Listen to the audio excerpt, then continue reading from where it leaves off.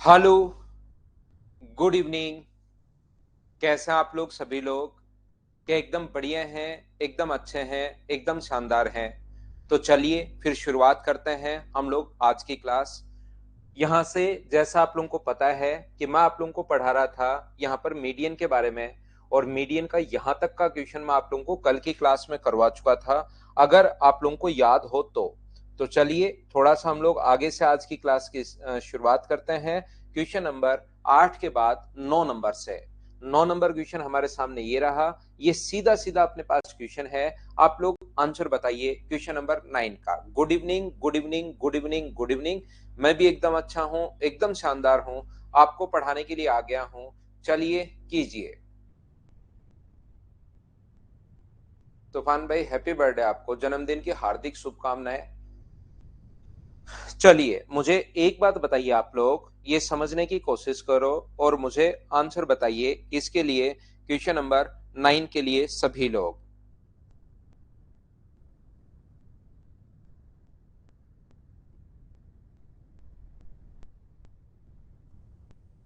यहाँ पर triangle ABC में एडी बी सी एफ अवसंधि जी पर होती हैं, तो निम्नलिखित में से क्या सही है? जी ग्रेविटी सेंटर पर अगर इंटरसेक्ट करें तो हमें पूछा गया है which of the following is correct. तो मुझे एक बात बताओ, क्या साइड की तरफ 3 आएगा? क्या साइड अपने पास ए बी बी सी सी ए, और बड़ा कौन होता है? ये अपने पास बड़ा होगा।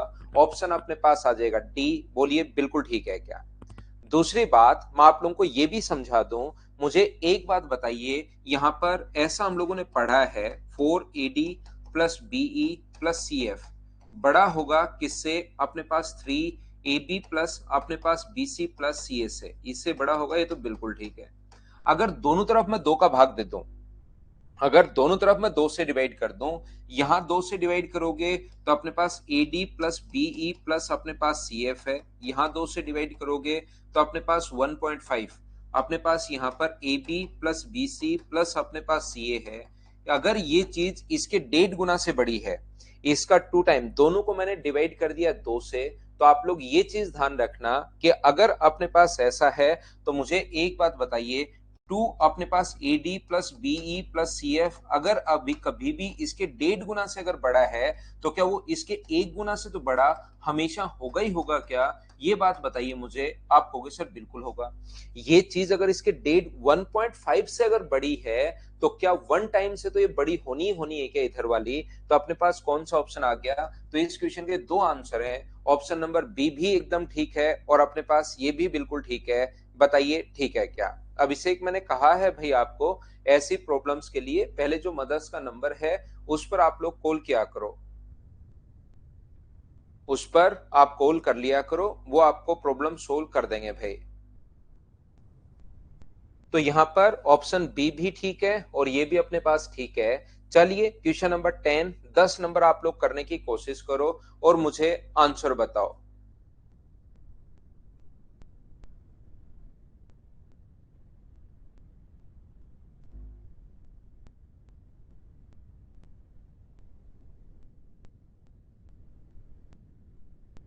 डी डी वो अपने पास आपके कोई बड़े भाई से अगर बड़ा है, तो वो आपसे तो बड़ा होगा ही होगा भाई, ध्यान रखना।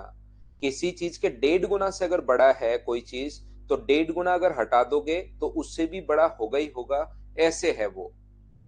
यहाँ पर इसने लिखा है, निम्नलिखित कथनों पर विचार कीजिए। The perimeter of a triangle is greater than the sum of its 3 median. बिल्कुल सही बोल रहा है, ये इसने सही लाइन बोली है। In any triangle ABC, if D is the any point on BC, then AB plus BC plus CA greater than twice of AD। यहाँ पर कोई भी मीडियन नहीं बोल रहा है, वो ये कह रहा है कि इस पर कोई पॉइंट है AD।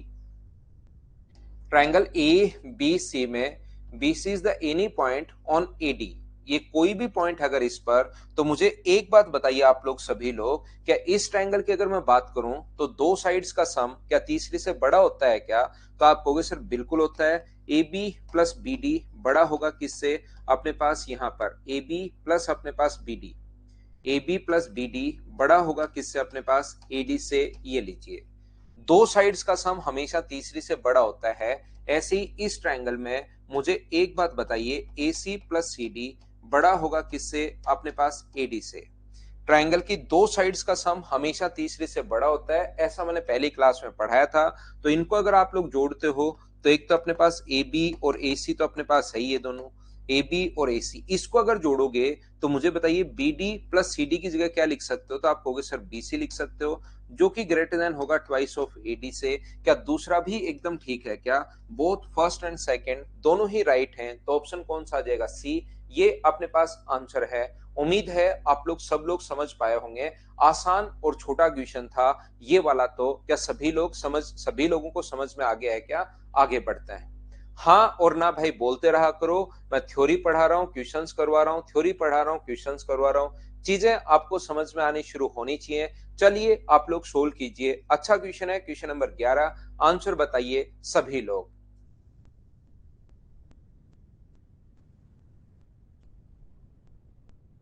अगला क्वेश्चन, आप लोग थोड़ी थ्योरी पढ़ा करो, फिर अपने पास क्वेश्चंस होने शुरू हो जाएंगे।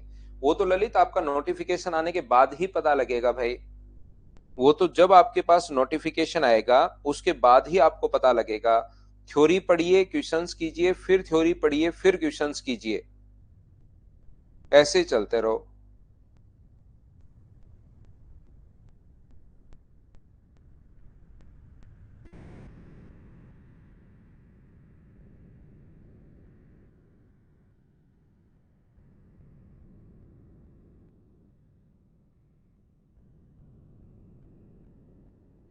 एक त्रिभुज एबीसी की माध्यिकाएं एडी बी सी एफ एक दूसरे को जी पर इंटरसेक्ट करती हैं। इस क्वेश्चन को आप लोग छोड़िए और एक बात ध्यान रखना, यहाँ पर सभी लोग, राकेश सारे ही हो रहे हैं क्या? बहुत अच्छी बात है भाई। ठीक है विक्की, यहाँ पर मैं आपको बताने की कोशिश ये कर रहा हूं, एक ट्रायंगल ए बी और सी, ध्यान से समझना सभी लोग। एक ट्रायंगल अपने पास ए बी और सी, ए है, बी है और अपने पास सी है। एक ट्रायंगल ए बी सी में A D B E C F एक दूसरे को केंद्रक जी पर प्रतिच्छेद करते हैं, बिल्कुल ठीक है। यहाँ पर सारे लोग, जो पॉइंट मैं आपको समझाने की कोशिश कर रहा हूं उसको आप लोग समझना कि मैं यहाँ पर क्या बता रहा हूँ। क्वेश्चन मैं आपको बाद में समझाऊंगा, ये चीज बाद में भी कभी आपके काम में आ सकती है, इस पर बेस्ड कोई नया क्वेश्चन भी बन सकता है, इस चीज को आप लोग ध्यान रखना। अगर कभी भी अपने पास मिड पॉइंट को मिलाने वाली लाइन है, ये आप लोगों का जब मैं सिमिलैरिटी पढ़ाऊंगा उस टाइम तो मैं प्रूव करके भी बताऊंगा, लेकिन याद रखना, अभी ध्यान रखना, मिड पॉइंट को मिलाने वाली लाइन तीसरी से आधी और उसके पैरेलल होती है। मिड पॉइंट को मिलाने वाली जो लाइन होती है वो तीसरी लाइन से आधी और उसके पैरेलल भी होगी, ध्यान रखना। ये रेशियो अगर 1:1 है तो आप लोग अब कितनी भी लाइन खींचिए, प्रत्येक को, क्योंकि ये लाइन पैरेलल है और पैरेलल होते ही दोनों के दोनों ट्रायंगल सिमिलर होंगे, तो ये मिड पॉइंट रेशियो 1:1 है। तो कितनी भी लाइन खींचो सभी का रेशियो हमेशा 1:1 होगा। इस चीज को आप लोग ध्यान रखना, चाहे कोई भी लाइन खींचो, चाहे मीडियन हो चाहे कोई दूसरी लाइन हो, अगर ए से इसको आप लोग मिलाते हो तो प्रत्येक, क्योंकि मिड पॉइंट को मिलाने वाली लाइन पैरेलल होती है और लाइन अगर पैरेलल है तो दोनों के दोनों ट्रायंगल फिर सिमिलर हो जाता है और सिमिलर ट्रायंगल की भुजाएं समान अनुपात में होती हैं। अगर आपको ये चीजें पता है तो बहुत अच्छी बात है, नहीं पता तो अब याद कर लो, नहीं पता तो इस चीज को अब आप लोग याद कर लीजिए। तो ये है त्रिभुज ए बी सी की माध्यिकाएं A D B E C F एक दूसरे को जी पर प्रतिच्छेद करती हैं। एक ट्रायंगल ए बी और सी की जो माध्यिकाएं हैं, ध्यान से समझने की कोशिश करना। ये है अपने पास ट्रायंगल ए बी और सी, इसकी तीनों जो मीडियन है, ध्यान से सुनना, अच्छे से समझना। इसकी एक मीडियन है अपने पास ए डी, दूसरी मीडियन जो मिड पॉइंट पर आकर मिले, दूसरी मीडियन है अपने पास बीई और तीसरी मीडियन है अपने पास सी एफ। और एक ट्रायंगल की तीनों मीडियंस जिस पॉइंट पर इंटरसेक्ट करती हैं उसको बोलते हैं ग्रेविटी सेंटर या गुरुत्व केंद्र, और ऐसा इसने कहा है कि जी पर इंटरसेक्ट कर रही हैं। एडी एफ ही एक दूसरे को एच पर, यहां पर इसने कहा है एडी और एफ ही एक दूसरे को एच पर मिलती हैं। ये लीजिए, ये जो अपने पास है यहां पर पॉइंट, ये अपने पास एच है, एक दूसरे को एच पर अगर मिलती हैं, बिल्कुल ठीक है। यदि त्रिभुज एफ जी एच का क्षेत्रफल 4 हो तो त्रिभुज ए बी सी का क्षेत्रफल आप लोग बताइए। प्रत्येक बच्चा, आंसर बिल्कुल सही है भाई सभी बच्चों का, लेकिन फिर भी आप लोग ध्यान से समझने की कोशिश करना कि मैं यहां पर क्या बता रहा हूं। पहला पॉइंट जो मैं आपको समझाने की कोशिश कर रहा हूं, याद रखना, अपने पास ग्रेविटी सेंटर जो होता है, गुरुत्व केंद्र माध्यिका को 2:1 में बांटता है। तो तो यहां से यहां तक, ये यहां तक, ये अगर 2 होगा तो नीचे वाला कितना होगा, तो नीचे वाला अपने पास होगा 1, यानी टोटल मीडियन की लेंथ होगी 3। और ये क्योंकि एफ भी मिड पॉइंट है और ई भी मिड पॉइंट है, तो मैं आपको बता चुका हूं कि मिड पॉइंट को मिलाने वाली जो लाइन है, कोई भी लाइन खींचो उसको 1:1 में बांटेगी, तो टोटल अपने पास 2 और 1 3 अगर है, तो ये वाला भी अपने पास 1.5 होगा यहां से यहां तक। ये जो लाइन है इसकी मैं बात कर रहा हूं, ए से एच तक 1.5 होगा, और ये नीचे वाला भी अपने पास कितना होगा, 1.5 होगा, ये लीजिए।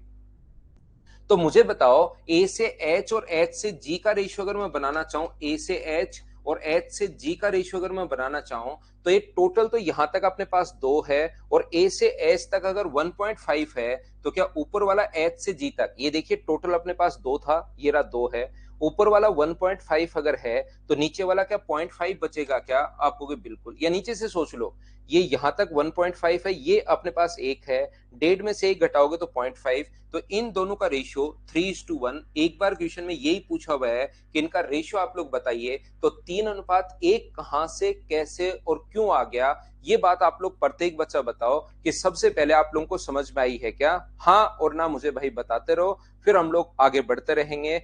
एच और एन बोलिए, क्या 3:1 सभी लोग समझ पाए हो क्या, उसके बाद ही मैं आगे बढ़ता हूं। क्वेश्चन समझाना कोई बड़ी चीज नहीं है, वो मैं समझा दूंगा।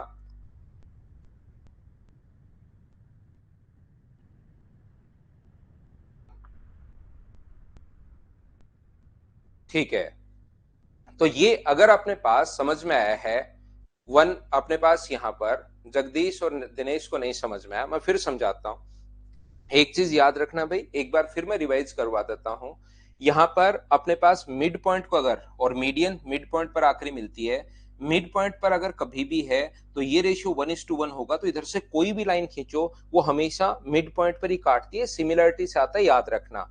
मिड पॉइंट अगर है तो, और पैरेलल लाइन अगर खींच रहे हो तो 1:1 में ही काटेगा। इस चीज को आप लोग ध्यान रखना। एक बार फिर समझा देता हूं, जो बच्चा नहीं समझ पाया, कोई जरूरी नहीं कि एक बार में आप लोग समझ पाओ, लेकिन कोशिश करना कि दूसरी बार में आपको 100% ही समझ में आ जाए। एक ट्रायंगल है ए बी और सी, क्योंकि यहां पर इसने कहा है ए डी बी और सी एफ मीडियन है, ए डी बी ई अपने पास यहां पर, और सी एफ मीडियन है, बी ई और सी एफ ये मीडियन है, मतलब मिड पॉइंट पर आकर मिलेगा, ये लीजिए। ये भी अपने पास सी एफ भी मीडियन है, मीडियन हमेशा मिड पॉइंट पर आकर मिलता है, ये भी मीडियन है, और ये भी अपने पास मीडियन है, ये लीजिए यहां पर ए डी। इसको अगर आप लोग मिलाते हो इस साइड से अपने पास यहां पर, तो ये अपने पास बी ई हुआ, और इसको अगर मिलाते हो तो ये अपने पास सी एफ हुआ, और ये जहां पर मिलते हैं इसको बोलते हैं हम लोग ग्रेविटी सेंटर जी के नाम से। याद रखना, गुरुत्व केंद्र जो होता है वो माध्यिका को 2:1 में काटता है। फिर समझा रहा हूं, यहां से यहां तक ये जो अपने पास है यहां तक की दूरी, ये तो अपने पास 2 है, और नीचे वाली जो डिस्टेंस है वो अपने पास 1 है। तो टोटल एडी की लेंथ, क्योंकि मुझे रेशियो ही निकालना है, तो आप लोग 3 मान सकते हो, 3 मान सकते हो, 2 ऊपर वाली 1 नीचे वाली। अभी भी समझा के आया हूं आपको कि जब भी अपने पास यहां से मिड पॉइंट को अगर मिलाओगे तो वो लेंथ आधी आधी हो जाती है, रेशियो 1:1 का हो जाता है। तो 3 को आधा आधा अगर बांटोगे, 1:1 में बांटोगे, 1:1 का मतलब बराबर बराबर, तो 3 को बराबर बराबर अगर बांटोगे, तो ये यहां से यहां तक अपने पास कितना आएगा, 1.5 आएगा, और नीचे वाला भी कितना आएगा, 1.5 आएगा, ये 1.5 आएगा।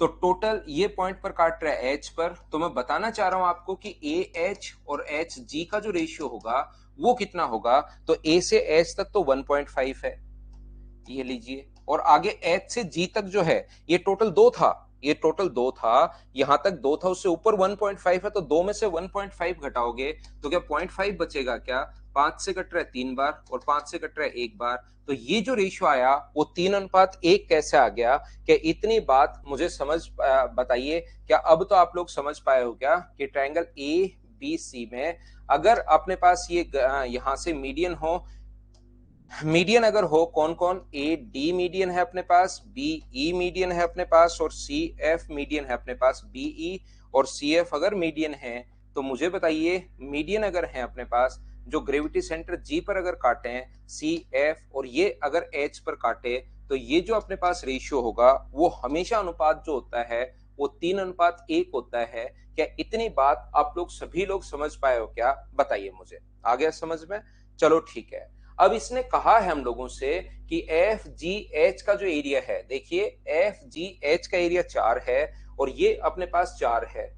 क्या कल की क्लास में, याद रखिए मुझे एक बात बताइए, क्या कल की क्लास में मैंने आपको सिखाया था क्या कि एरिया का रेशियो हमेशा वही होता है जो बेस का रेशियो है? तो ये रेशियो अपने पास 1:3 अगर है तो ये 4 अगर होगा तो मुझे बताइए क्या 12 होगा? क्या ये अपने पास 12 होगा? अगर आपको याद हो तो एरिया का रेशियो हमेशा वही होता है जो अपने पास बेस का रेशियो है। तो ये अपने पास 4 है तो ये अपने पास 12 होगा। और मुझे एक बात बताइए, जो ग्रेविटी सेंटर होता है वो क्या एरिया को 6 बराबर बराबर भागों में बांटता है? क्या आपको ऐसा पता है क्या? कल क्योंकि थ्योरी में आपको बता चुका हूं, ये चीज आपको पता होनी चाहिए। ग्रेविटी सेंटर ट्रायंगल के एरिया को 6 बराबर बराबर भागों में बांटता है। तो इस वाले भाग का जो एरिया हुआ वो क्या 16 हुआ और टोटल का 1/6 होगा क्या? ग्रेविटी सेंटर ट्रायंगल के एरिया को 6 बराबर बराबर भागों में बांटता है तो इस वाले भाग का एरिया कितना होगा? 16। और ये टोटल का 1/6 होगा। इसका मतलब टोटल का एरिया, जो total triangle A B C का एरिया है, ट्रायंगल ए बी सी का जो एरिया अपने पास है, triangle A B C, triangle A B C का जो है एरिया उसका 1/6 अगर करते हो तो इस ट्रायंगल का एरिया आ जाता है। तो रेड वाला मैंने बनाया है और इसका एरिया टोटल अगर 16 है तो बताओ ए बी सी का जो एरिया होगा वो 16 को 6 से इंटू करोगे तो जिस बच्चे का आंसर 96 था वो बिल्कुल ठीक है। क्या समझ पाए हो क्या? यहां पर मैं आप लोगों को फिर बता देता हूं, जो बच्चा नहीं समझ पाया कोई बात नहीं, याद रखना 1:3 के लिए तो सभी ने हाँ किया ही था कि 1:3। तो बेस का रेशियो 1:3 है तो एरिया का रेशियो भी 1:3 होगा। तो एक का मान अगर 4 है तो 3 का मान कितना होगा? 12। और यहां पर इस वाले भाग का एरिया टोटल का 1/6 होता है। अगर किसी चीज के 1/6 का मान 16 है तो उसका पूरा मान क्या 96 होगा? क्या ये अपना आंसर होगा? कोई बच्चा अगर कम समझ पाया है तो एक दो बार रिपीट करके वापस देखना सभी लोग। बाकी मुझे लगता है कि मैंने आपको अच्छे से समझाया होगा। नेक्स्ट क्वेश्चन हमारी स्क्रीन पर ये रहा। चलिए आप लोग सोल्व करने की कोशिश कीजिए। क्वेश्चन नंबर 12 समझ गए? बहुत अच्छी बात है भाई।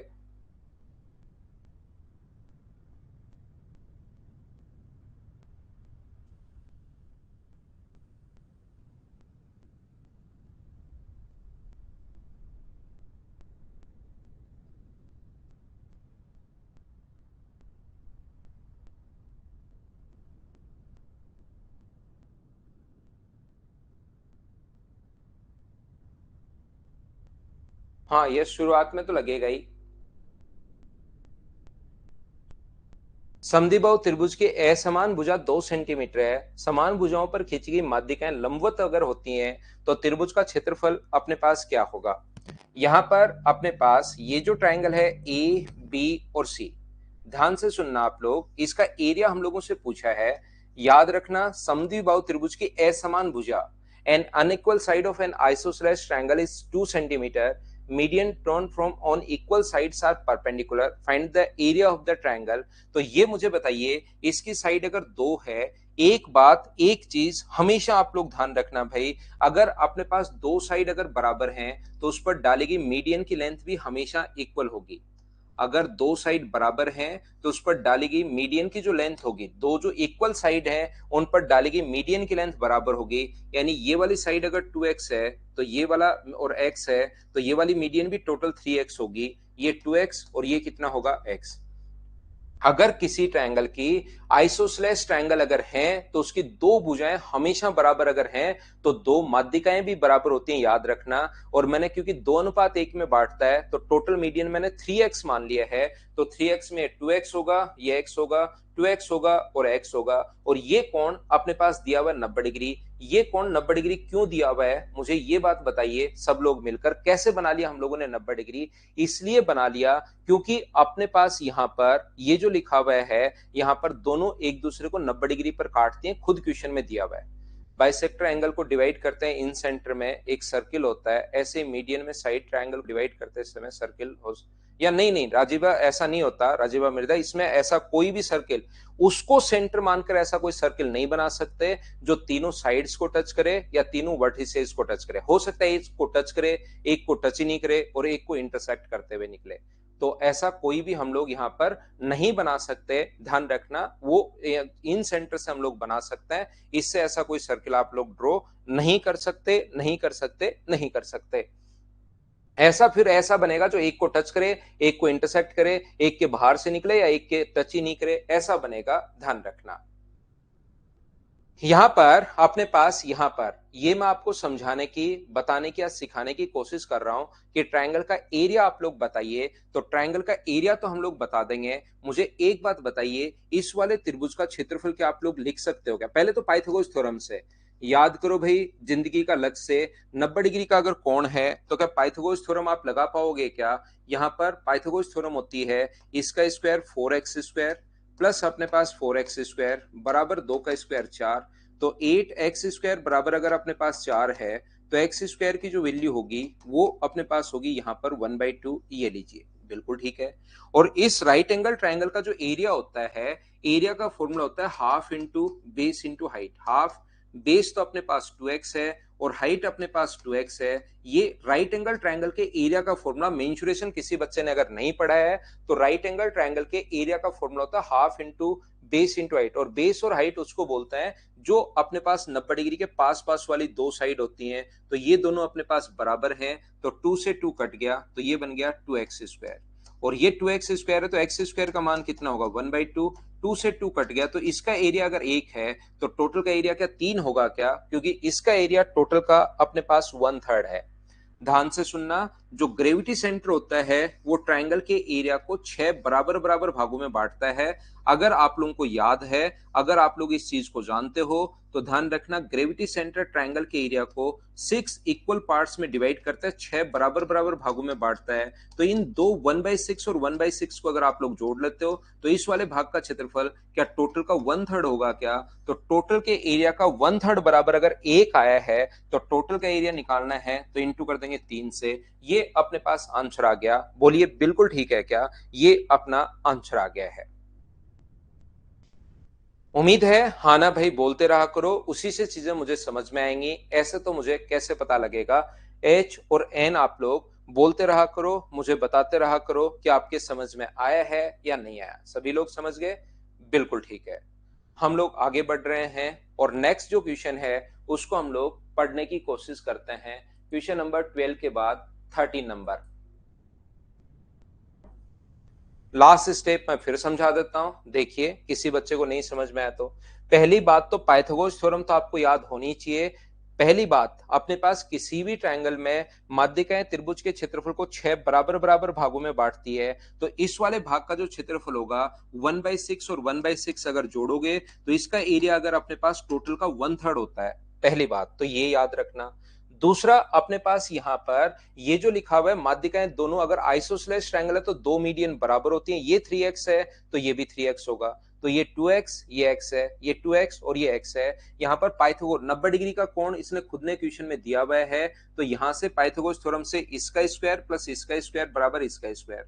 और राइट एंगल ट्रायंगल का एरिया में मेंसुरेशन में समझाऊंगा, यहां पर आपको पता होना चाहिए half into base into height. तो इसकी वैल्यू जब एक्स स्क्वायर का मान यहां पुट करोगे तो 1 आ गया, और वो टोटल का 1/3 है। ट्रायंगल ए बी सी का 1/3 जब करोगे तो अपने पास इस ट्रायंगल का एरिया आएगा जो कि 1 आया है, 3 आगे जाके इंटू हो गया। ये थी अपनी लास्ट स्टेप।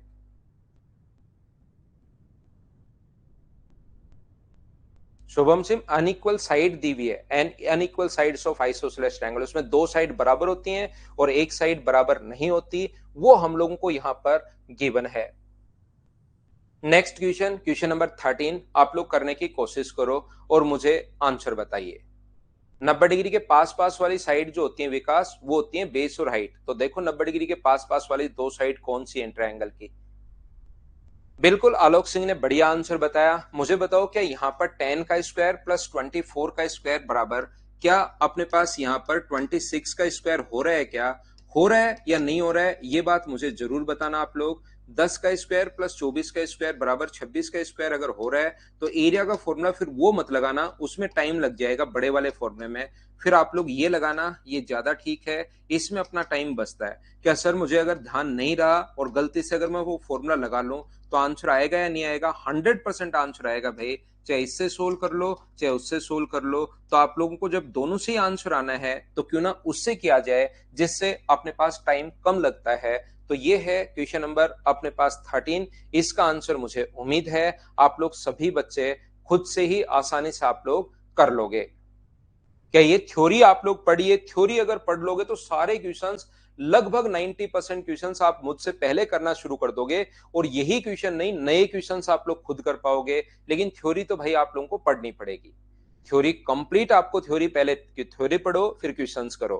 क्वेश्चन कोई नहीं समझ में आए सॉल्यूशन देख लो अपने पास यहां से क्लास से, और फिर वापस से थ्योरी पढ़िए। ऐसा आप लोग चलते रहो, फिर थ्योरी क्वेश्चंस करने के बाद एक बार थ्योरी वापस से पढ़ो, बहुत सारी चीजें आपको नई याद होंगी।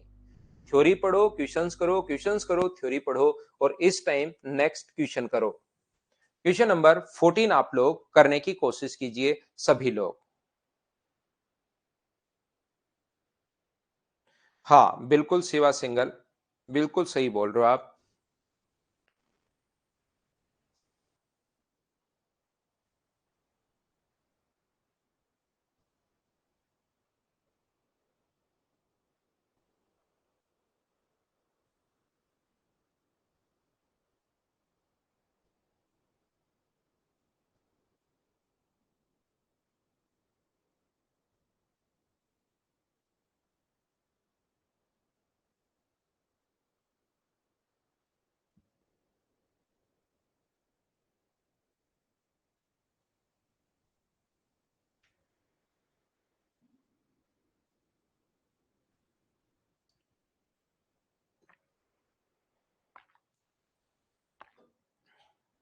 सुमित अब देख लो आप भाई, आप खुद देख लीजिए कितना डिफरेंस है।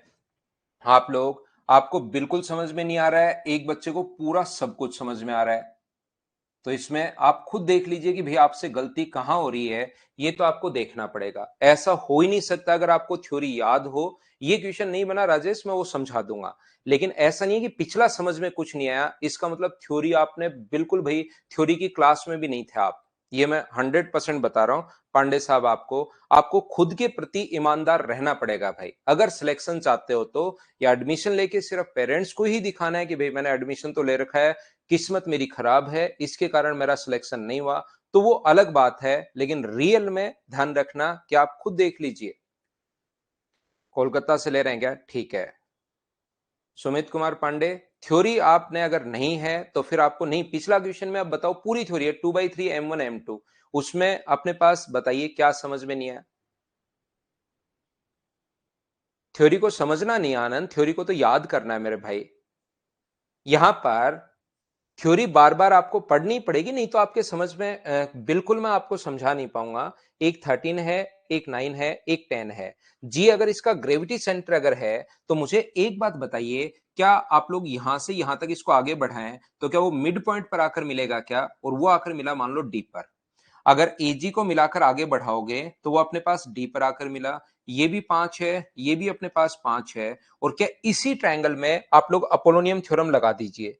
ये वाला जो ट्रायंगल अपने पास है जिसकी एक साइड अपने पास 13 है, सिर्फ इतने एक से जो ट्रायंगल है इसी में आप लोग अपोलोनियम थ्योरम लगा दीजिए, जिसकी ये अपने पास यहां से यहां तक मीडियन है। माध्यिका की लंबाई जो है इसकी लेंथ हम लोग निकालेंगे, क्योंकि ये हम लोगों को दिया हुआ है 13, ये दिया हुआ 9, ये क्वेश्चन में दिया हुआ है, और ये भी अपने पास 5 हो गया। 10 अगर दिया हुआ था तो ये भी अपने पास 5 हो गया।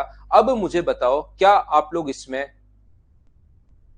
यहां पर मुझे सभी लोग बताइए, क्या आप लोग इसमें अपोलोनियम थ्योरम लगा सकते हो क्या? अब जिस बच्चे को अपोलोनियम थ्योरम के बारे में पता ही नहीं होगा तो वो यहां पर तो फिर क्या ही सोल्व कर पाएगा बताओ।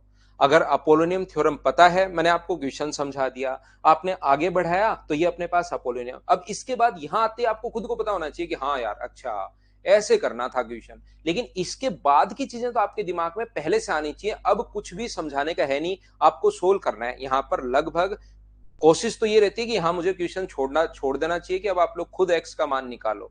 लेकिन 13 का स्क्वायर मैं तो आपके लिए सोल्व कर देता हूं, 169 प्लस 9 का स्क्वायर अपने पास 81, ये थ्योरम होती है। अब इसका स्क्वायर प्लस इसका स्क्वायर बराबर, ये अगर आपको याद नहीं होगी तो आपको ऐसा लगेगा कि कुछ भी समझ में नहीं आ रहा है, और मैं तो आपको इतना स्लो, इतना धीरे धीरे पढ़ाता हूं कि आप लोगों को ये चीजें समझ में आनी ही चाहिए। अब तो अगर आप एसएससी, रेलवे, सीडीएस के अगर स्टूडेंट हो तो ये चीजें इतना स्लो के बाद तो आनी ही चाहिए भाई। 250 रेगुलर रहो, रेगुलर नहीं रहोगे तो नहीं समझ में आएगा। 2 का भाग दोगे 125 बराबर एक्स स्क्वायर प्लस 25।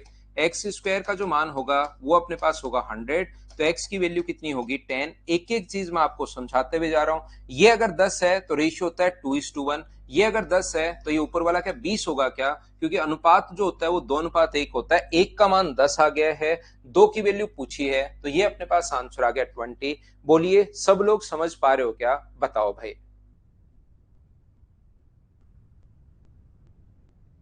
सुमित, आप किसी भी चीज की तैयारी कर रहे हो भाई, इससे बाहर क्वेश्चन आएगा नहीं। यहां पर मैं तो आप लोगों को यह समझा सकता हूं कि यहां पर थ्योरी आप लोग पढ़ो, उसके बाद, और इतना धीरे धीरे मैं आप लोगों को पढ़ा रहा हूं, पहले आराम से। मैंने आपको सिर्फ और सिर्फ पहली की क्लासेस में तो मैं क्या करता था, सारी थ्योरी एक साथ बताता था बच्चे की याद करो। अब बहुत सारे बच्चे ये हैं कि वो इतनी थ्योरी याद नहीं कर पाते, तो मैंने टुकड़ों में थोड़ी थ्योरी बतानी शुरू कर दी है। अब आप उसको भी नहीं बता पा रहे हो, नहीं कर पा रहे हो, तो यहां पर कैसे काम चलेगा बताइए। नेक्स्ट क्वेश्चन कीजिए। 90 डिग्री पर लगता है भाई पाइथागोरस तो सिवा सिंगल। पाइथागोरस से कैसे होगा, 90 डिग्री का कोण थोड़ी ना है वहां पर।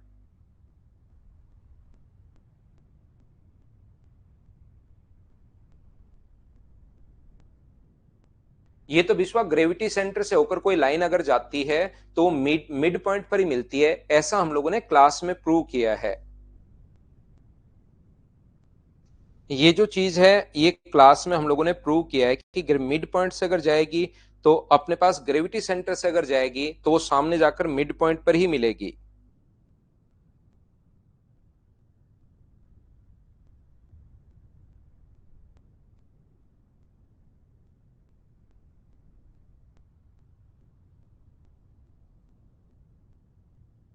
ध्यान से सुनना। अब अपने पास बी सी अपने पास 10 है, जी इसका केंद्रक है, और बी और सी एफ क्रम से ए सी व ए बी की माध्यिकाएं हैं। अपने पास ट्राइंगल ए बी और सी में दोनों माध्यिकाएं समकोण पर अगर काटती हैं तो भुजा एजी की लंबाई आप लोग बताइए, ऐसा हम लोगों से पूछा गया है। In the triangle ABC side B C equal to 10 and G is the centroid. ये कोई भी ट्राइंगल अपने पास ए बी और सी, कोशिश करना समझने की आप लोग, ये कोई भी ट्रायंगल है ए बी और सी, देखिए कितना आसान क्वेश्चन है ये। बी सी अपने पास 10 है और जी इसका ग्रेविटी सेंटर है। बी ई और सी एफ क्रम से ए सी व ए बी पर माध्यिकाएं हैं और दोनों समकोण पर काटती हैं। यहां पर अपने पास BE and C F are median to the side A C and A B respectively if BE and C F intersect at right angle. तो यहां पर बीई और सीएफ अगर अपने पास 90 डिग्री पर काटे तो मुझे एक बात बताइए, कल की क्लास में मैंने ऐसा आप लोगों को जरूर समझाया होगा, बीई और अपने पास सीएफ जो है, अगर आप लोगों को याद है तो कल की क्लास में मैंने ऐसा जरूर आपको बताया होगा कि समकोण त्रिभुज में अगर हाइपोटेनस हम लोगों को दिया हुआ है, समकोण त्रिभुज में हाइपोटेनस अगर हम लोगों को दिया हुआ है, तो यहां से कल अलग से मैंने बताई थी ये चीज, कल की क्लास अगर देखिए तो आपने, मीडियन जो होती है वो राइट एंगल ट्रायंगल में हाइपोटेनस क्या आदि हो जाती है 5 हो जाएगी, और ये अपने पास मीडियन मिड पॉइंट पर मिलती है तो 5 और 5 ये तीनों बराबर होती हैं। ऐसा मैं सरकम सेंटर जब पढ़ाऊंगा उसमें भी मैं बताऊंगा। सुमित आप थोड़ा सा ध्यान से समझिए भी, यहाँ ए बी और एसी के बारे में बात ही नहीं कर रहा, वो तो अलग से मैंने अलग राइट एंगल पर काटे तो ये रिजल्ट तो होता है। A B square plus A C square बराबर 5/5 बी सी स्क्वायर, ये रिजल्ट तो अपने पास है ही है, और वो भी आपने गलत लिखा, शायद 5/4 लिख दिया भाई। लेकिन मैं कहना यहां पर ये चाह रहा हूं कि जब आपको भुजा एजी की लंबाई अगर पूछे, जी ग्रेविटी सेंटर है, तो एजी की लंबाई अगर पूछे तो क्या अपने पास यहां से जी से डी तक, क्या ये भी ग्रेविटी यहां से यहां तक मीडियन ही होगी क्या, क्योंकि मिड पॉइंट पर मिलती है, पूरी भी मीडियन है, इस ट्रायंगल की भी ये मीडियन ही है, तो इस ट्रायंगल की मीडियन अगर है और राइट एंगल अगर है तो ये भी 5 होगा अपने पास। ये अगर 5 है तो इसकी लेंथ क्या 10 होगी क्या 10 होगी, भी अपने पास आंसर आ गया। बताइए बिल्कुल ठीक है क्या। तो ये जो चीजें हैं ये आप लोगों की क्लियर होनी चाहिए, इस टाइप से क्वेश्चंस आप लोगों से होने चाहिए उम्मीद है सब बच्चे इस चीज को समझ पाए होंगे। बोलिए बिल्कुल ठीक है क्या? आंसर आ गया बिल्कुल, ट्रिपल एच भाई बिल्कुल ठीक है।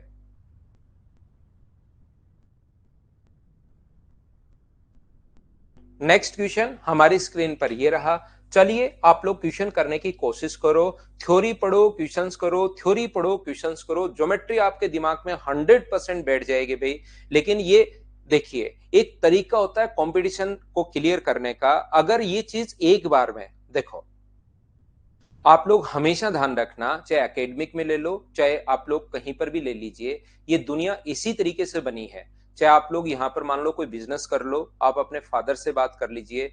बिजनेस में जब भी आप लोग घुसोगे तो आपको पता चलेगा कि बाहर से जैसा दिख रहा था, अंदर घुसने के बाद वैसा है नहीं।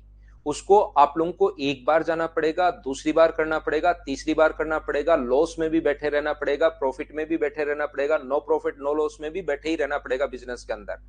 इसी प्रकार से अपने पास एकेडमिक में आपने एक दो बार कर लिया, हो जाता था, आप लोग पास हो जाते थे। लेकिन ये जो कंपटीशन है, ये इसी हिसाब से डिजाइन किया गया है कि कोई बच्चा अगर एक बार पढ़ लेता है तो चीजें आ तो जाती हैं। हो सकता है वो क्वेश्चन कर दे, लेकिन कंपटीशन नहीं निकलेगा। उसका एक ही तरीका है कि इनको बार बार 4-5 बार पढ़ना ही पड़ेगा। नहीं तो जोश जोश में एक बार तो कोई भी, 4-5 बार का मतलब ये नहीं कि मुझसे 4-5 बार, आपको मुझसे तो एक बार ही पढ़ना है, 4-5 बार खुद रिवाइज करना है। नहीं तो कोई बंदा जोश जोश में एक बार पढ़ डालेगा और उसका सिलेक्शन हो जाएगा, तो गलत बंदे का भी सिलेक्शन हो सकता है। इसलिए इसको रिवाइज 4-5 बार करना ही पड़ेगा, उसी के बाद ही माइंड में चीजें सेट हो पाती हैं। याद रखना आप लोग, और तभी आप लोग एग्जाम के अंदर कर पाते हो। चलिए कीजिए आप लोग नेक्स्ट क्वेश्चन, क्वेश्चन नंबर 16।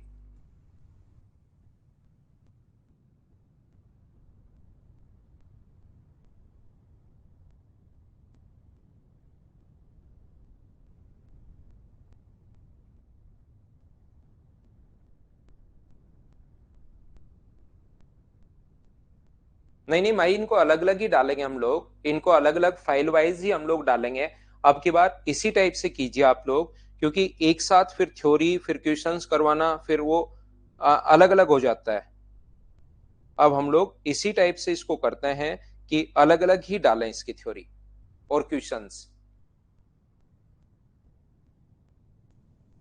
यहां पर देखिए, ट्रायंगल पी क्यू आर में जी केंद्रक है, G is the centroid of triangle P Q R, Q T and P C intersect at right angle, बिल्कुल ठीक है। एक ट्रायंगल पी क्यू आर में ध्यान से समझना, ये अपने पास ट्रायंगल है पी क्यू और आर।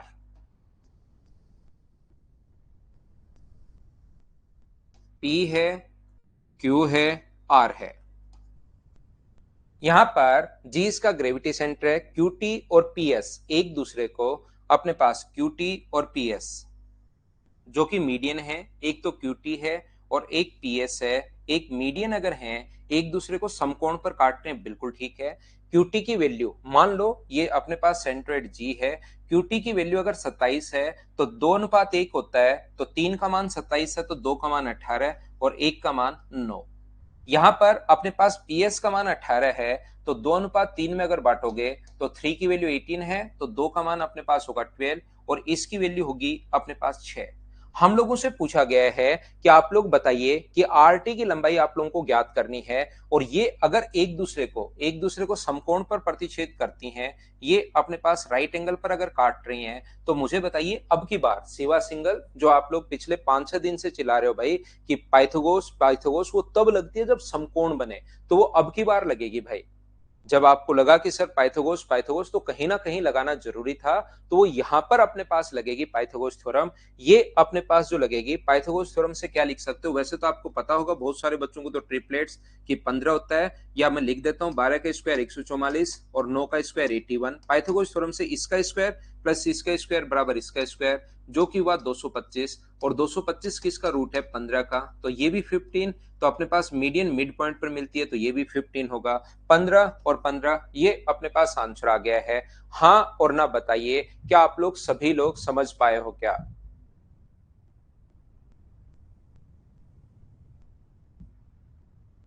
उम्मीद है आप लोग सब लोग समझ पाए होंगे इस चीज को। ये था अपने पास क्वेश्चन नंबर 16, ये थी अपने पास फाइल नंबर 3। मैं टोटल अगर आप लोगों को याद हो अभी तक, देखिए ये पॉइंट शुरुआत में एक चीज आप लोग याद रखना।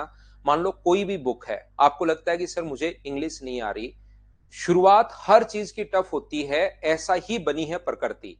शुरुआत जो होती है हर चीज के लिए अपने पास टफ है, ये चीज आप लोग ध्यान रखना। आसान कोई चीज अपने पास है नहीं। मान लीजिए आप लोगों को वन वर्ड याद करने हैं, और वन वर्ड याद करने हैं आप लोगों को, मान लीजिए 1200 वन वर्ड याद करने इंग्लिश में। तो ध्यान रखना वन वर्ड याद करते टाइम जो वन वर्ड आपको पहले 200 वन वर्ड में याद करने में जितना टाइम, जितना जोर, जितना आपका दिमाग परेशान होगा, उससे उतना ही टाइम अगले 1000 वन वर्ड में होगा। 1000 वन वर्ड में हो सकता है इससे कम ही आप परेशान हो। तो शुरुआत के 50 याद नहीं होते, फिर भूल जाओगे, फिर 200 तक याद करना बड़ा मुश्किल होगा। लेकिन अगर एक बार आपने अपने मन को, अपने दिमाग को, खुद को अगर स्थिर करके 200 याद कर लिए, मान लो 7 दिन में याद कर लिए 200, तो अगले 1000 भी आपको 7 दिन में ही याद होने हैं। ये चीज आप लोग ध्यान रखना। इसी कोई भी सब्जेक्ट ले लो, आप लोग याद रखना। ऐसे ही मैथ्स में टोटल अपने पास ज्योमेट्री में मान लो 150 पॉइंट हैं, और जैसे ही मैं 40 या 50 पॉइंट में आप लोगों को पढ़ा दूंगा, 50 के बाद आगे वाली चीजें धीरे धीरे धीरे धीरे आप लोगों को बहुत आसान लगनी शुरू हो जाएंगी। 50 पॉइंट में जितना टाइम, जितना दिमाग आपका खर्च होगा, उससे 1/3 टाइम अगले 100 पॉइंट में खर्च होगा। वो सारी चीजें आपको लगेगा तो मुझे पहले से ही आता है, लेकिन उसमें बने रहना भाई। छोड़कर भागने वालों के लिए ये अपने पास जो गवर्नमेंट जॉब है वो नहीं है कि थोड़ी सी प्रॉब्लम आई और छोड़कर भाग गए। उनके लिए तो कोई चीज नहीं है, ध्यान रखना। अगर आप लोग मैदान छोड़ते हो तो छोड़कर भागना नहीं है। अभी तक 7 पॉइंट मैंने पहले बताए थे, 12 पॉइंट बाद में और बताए थे, 13 पॉइंट्स बाद में, 3 पॉइंट आपको बता चुका हूं, और अभी तक मैं टोटल 32 पॉइंट्स आप लोगों को पढ़ा चुका हूं, और उन पर बेस जो है बहुत सारे क्वेश्चंस मैं आपको करवा चुका हूं। मेरे साथ साथ ये 150 पॉइंट आप लोग कर लीजिए। कोई ऐसा क्वेश्चन नहीं होगा ज्योमेट्री के अंदर जो आप लोग खुद से नहीं कर पाओ, लेकिन ये जो क्वेश्चंस मैं दे रहा हूं उनको पहले 5 बार करना पड़ेगा। पहले जो क्वेश्चंस मैं प्रोवाइड करवा रहा हूं उनको 5 बार कीजिए, फिर कोई क्वेश्चन करो आपसे खुद से होना शुरू होगा। यहां पर तो देखिए आप लोग, चलिए मैं आगे आप लोगों को बताता हूं, समझाने की कोशिश करता हूं। देखिए नेक्स्ट पॉइंट मैं आप लोगों को पढ़ाता हूं, 4 नंबर पॉइंट। 4 नंबर पॉइंट में हम लोग सीखते हैं यहां पर क्या है, देखिए। और 4 नंबर पॉइंट जो हम लोग पढ़ने की कोशिश करेंगे वो पढ़ेंगे हम लोग point number 4, altitudes of a triangle.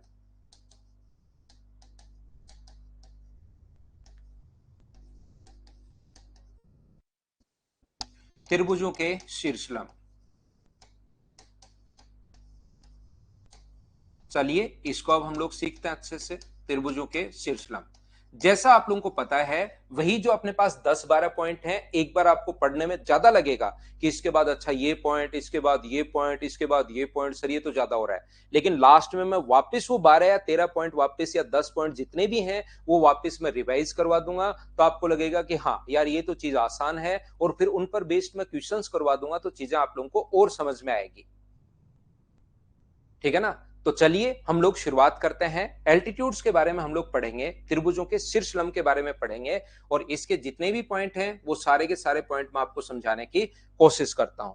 एक ट्रायंगल अपने पास है ए, बी और सी। अब आप लोग ध्यान रखना भाई, यहां पर एक चीज याद रखना, ये जो 4 सेंटर्स अपने पास होते हैं, ये आज की क्लास में और फिर कल की क्लास में और परसों की क्लास तक अपने पास खत्म हो जाएगा, और चारों सेंटर्स को मैं मिक्स करके वापस पढ़ाऊंगा।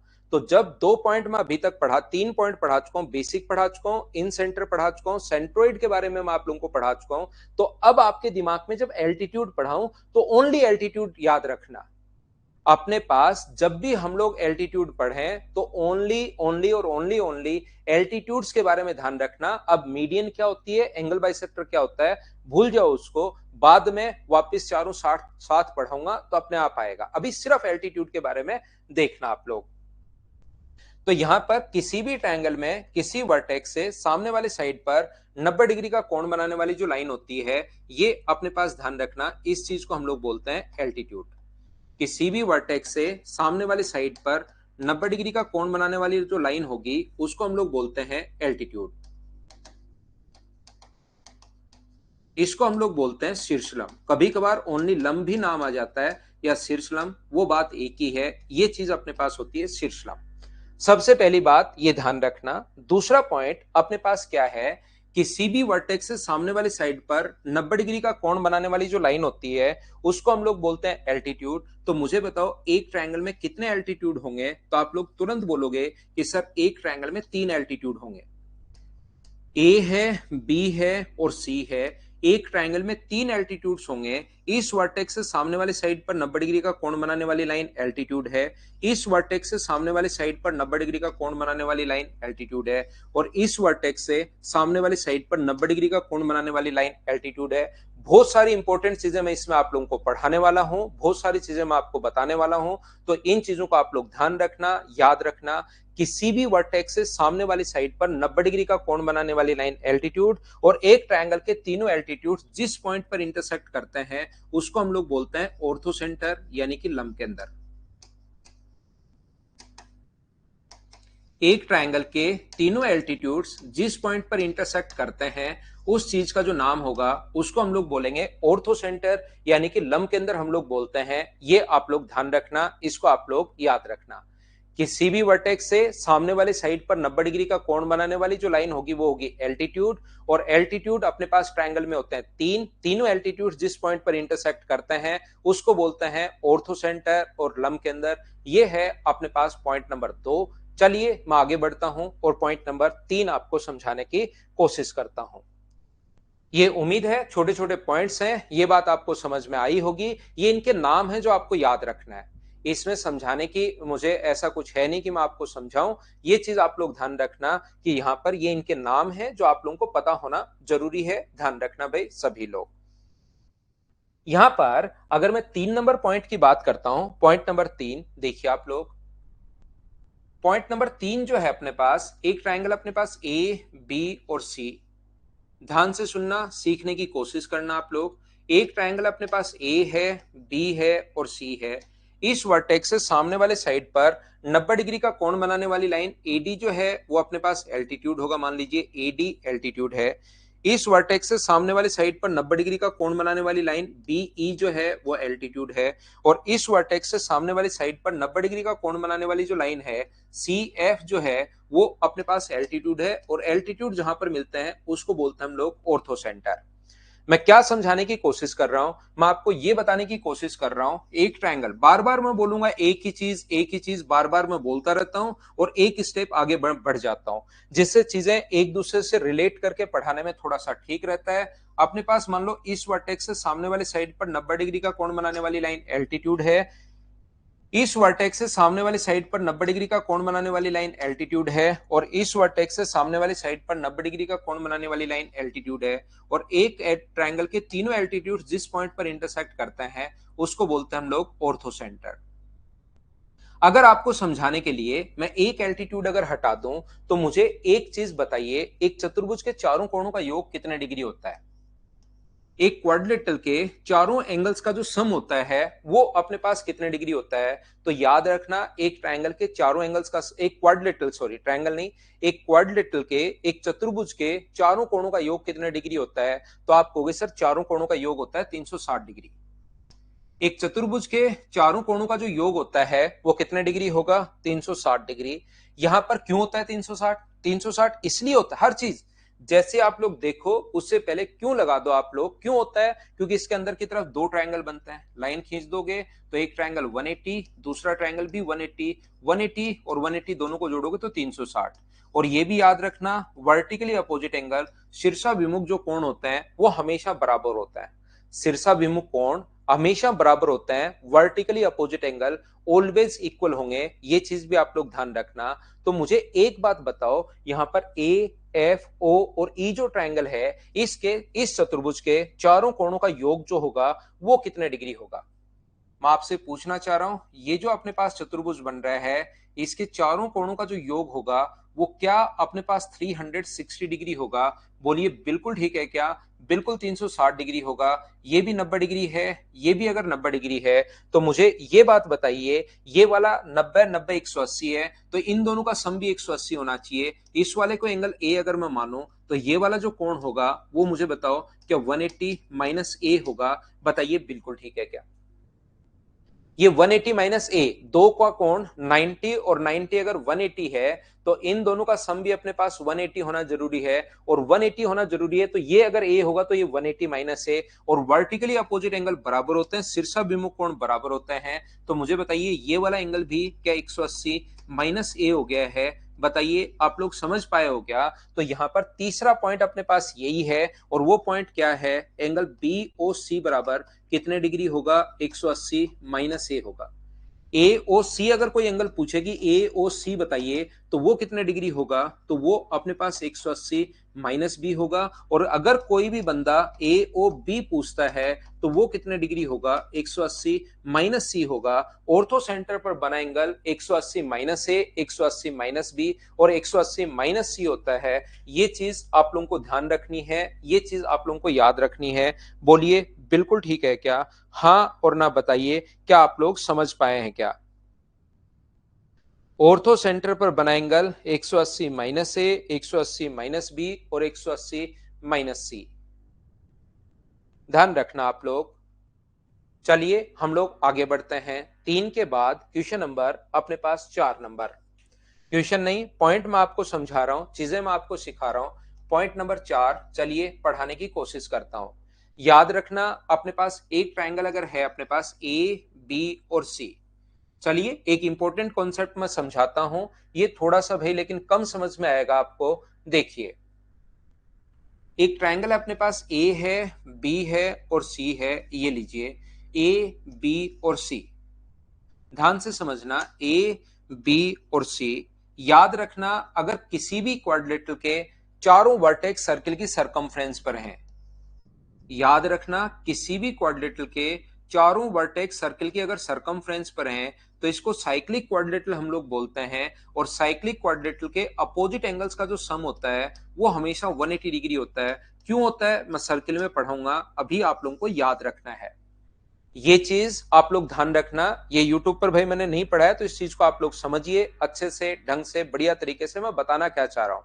याद रखना साइक्लिक क्वाड्रिलेटरल के अपोजिट एंगल्स का सम 180 डिग्री होता है। अगर ऐसा कोई भी क्वाड्रिलेटरल अपने पास है, ऐसा कोई भी चतुर्भुज अगर अपने पास है जिसके अपोजिट एंगल्स का सम 180 डिग्री पहले से दिया हुआ है, इनका सम भी 180 और इनका सम भी 180, तो याद रखना इसका मतलब बाहर से सर्किल खींच सकते हैं।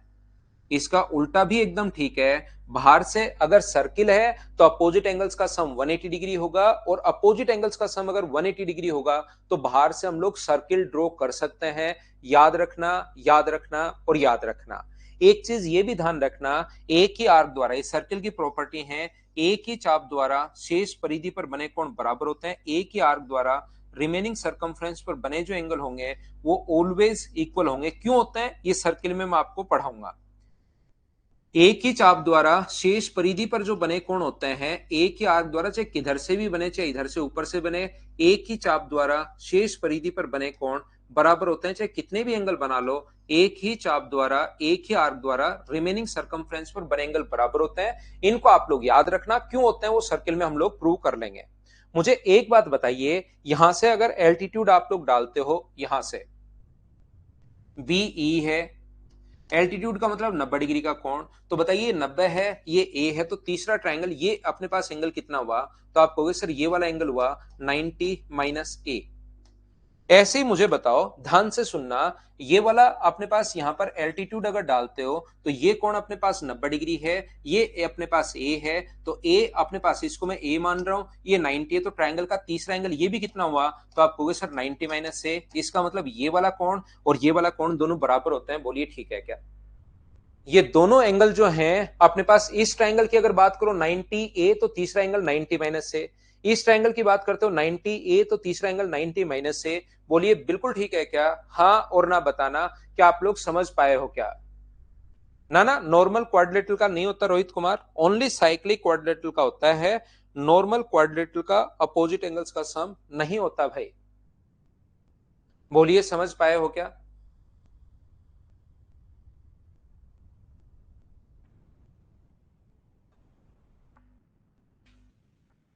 यहां पर ये कौन, अगर आप नहीं समझ पाए, क्या नाम है आपका भाई, जगदीश कुशवाहा, तो ये कौन 90 डिग्री है, ये कौन थीटा मान लो। तो दो ट्रायंगल के दो एंगल बराबर, एक तो वर्टिकली अपोजिट एंगल बराबर, दो ट्रायंगल के दो एंगल अगर बराबर हैं तो क्या तीसरा एंगल अपने आप ही बराबर होगा क्या? क्योंकि 180 में से घटाओगे। ये चीज, ये थ्योरम आप लोग याद कर लो भाई, ऐसे कर लो जगदीश, वो समझ में नहीं आया तो जगदीश और आनंद, दो ट्रायंगल के एक 90 है, 90 है क्योंकि 90 डिग्री एल्टीट्यूड, 90 क्यों है? क्योंकि एल्टीट्यूड डाला। ये कोण थीटा है, ये कोण थीटा है, क्यों? क्योंकि वर्टिकली अपोजिट एंगल बराबर। और फिर तीसरा एंगल निकालोगे तो 180 में से घटाओगे तो दो अगर बराबर हैं तो तीसरा अपने आप बराबर होता है, या आप लोग याद कर सकते हो। क्या रिंकी सिंह रिंकी कुमारी हो गई है क्या आज भाई? बताना मुझे। तो ये कोण अगर अपने पास 90 है, ये कोण थीटा है, तो तीसरा कोण कितना होगा? 90 माइनस थीटा। ये कोण 90 है, ये थीटा है, तो तीसरा कोण कितना होगा? 90 माइनस थीटा। ऐसा समझ सकते हो। अगर किसी को नहीं पता लगे कि दोनों कोण बराबर क्यों है, या बड़े वाले ट्रायंगल में देख सकते हो, वो आपकी मर्जी है, जैसे आप लोग करना चाहो। क्योंकि रिंकी कुमारी को आज सब कुछ समझ में आ रहा है, मैं देख रहा हूं सुबह से ही, मतलब शाम को 6 बजे से ही, कि सारे एच में बोल रही है। और रिंकी सिंह को कुछ भी समझ में नहीं आ रहा था, ये दो अलग अलग लोग हैं या एक ने ही नाम चेंज कर लिया है? बताना।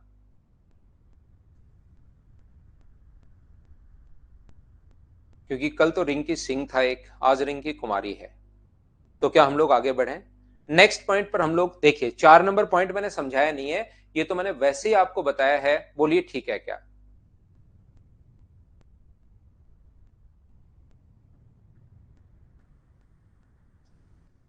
नाम चेंज नहीं होता क्या इसमें? ठीक है फिर। रिंकी सिंह भी है वही क्लास में, और रिंकी भी है, रिंकी कुमारी भी है। ठीक है, दोनों अलग अलग हैं, दोनों डिफरेंट है। चलिए, नया बच्चा है, कोई बात नहीं। देखिए ध्यान से समझना, और दोनों ही गर्ल्स ही हैं, तो अब हम लोग इनको भाई नहीं बहन बोलेंगे भाई। इतने दिन से रिंकी सिंह को मैं भाई बोल रहा था, और दोनों ही ये बहन है, तो बहन बोलेंगे अब। देखिए, मैं आपको क्या बताने की कोशिश कर रहा हूं, ध्यान से समझना आप लोग। अब आपको ये चीज थोड़ी सी कम समझ में आएगी। अभी भी जो पिछली मैंने बताया है, अगर वो याद है आपको, तो अब आपको थोड़ा सा कम समझ में आएगा, अगर पूरा ध्यान आप लोग बोर्ड पर नहीं रखोगे तो। ये अपने पास कोई भी ट्रायंगल है ए बी सी, इसके सामने वाली जो साइड है अपने पास, किसी भी वर्टेक्स से सामने वाली साइड पर 90 डिग्री का कोण बनाने वाली लाइन एल्टीट्यूड, किसी भी वर्टेक्स से सामने वाली साइड पर 90 डिग्री का कोण बनाने वाली लाइन एल्टीट्यूड, और किसी भी वर्टेक्स से सामने वाली साइड पर 90 डिग्री का कोण बनाने वाली लाइन एल्टीट्यूड, और एक ट्रायंगल के तीनों एल्टीट्यूड्स जिस पॉइंट पर इंटरसेक्ट करते हैं उसको बोलते हैं ऑर्थो सेंटर। इतनी बात मुझे बताइए, क्या सब लोग जानते हो क्या? बताओ मुझे। हाँ, ये मेरी गलती थी, रिंकी सिंह और रिंकी का मैंने नाम नहीं पढ़ा, मेरी गलती, मेरी गलती भी। हाँ और ना बताइए, क्या सब लोग समझ पाए हो क्या? बताओ मुझे। तो यहां पर ये देखिए, ध्यान से सुनना, ध्यान से सुनना और ध्यान से सुनना। एक क्वाड्रिलेटरल के, एक चतुर्भुज के चारों कोणों का जो योग होता है वो कितने डिग्री होता है? 360 डिग्री। ये वाला एंगल अगर 90 डिग्री है और ये वाला एंगल अगर 90 डिग्री है, इन दोनों का सम अगर अपने पास 180 है, तो बचा हुआ दोनों का सम भी अपने पास कितने डिग्री होगा? 180 डिग्री। और इनका सम अगर 180 डिग्री होगा तो बाहर से हम लोग एक सर्किल ड्रॉ कर सकते हैं जो इसके चारों वर्टिसेस को टच करेगा।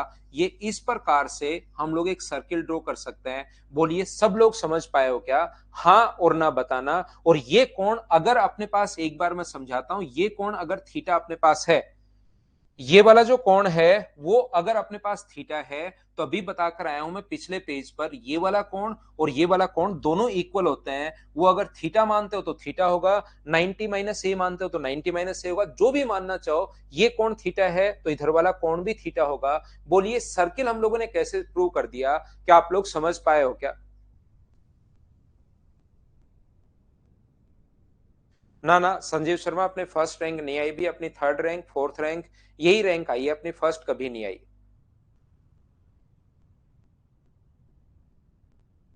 कोई बात नहीं रिंकी सिंह, अब आप पढ़िए। मुझे एक बात बताइए, थोड़ी देर पहले मैंने कहा, अगर किसी भी क्वाड्रेटल के, ध्यान से पढ़ना, ध्यान से पढ़ना भाई, यहां पर किसी भी क्वाड्रेटल के अपोजिट एंगल्स का सम अगर 90 और 90 180 हो गया, इन दोनों का सम 180 होते ही, क्योंकि 360 होता है तो बचे हुए का सम भी विक्रम मीना में वापस बता रहा हूं 360 होगा।